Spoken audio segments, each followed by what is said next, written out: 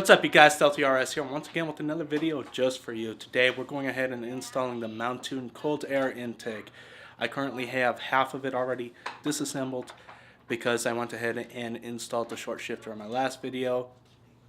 So this is how it's currently looking. We're going to go ahead and remove the factory cold air intake and install the Mountune one. Alright, you guys, just like that, we do have the factory intake off, and we got the Mountune one going in place. Alright guys, everything's coming along great. Just putting the air box back in, and we're going to take it out for a spin and let you know our thoughts. And everything is pretty much in place. We're going to go take it for a test drive and make sure everything's working alright.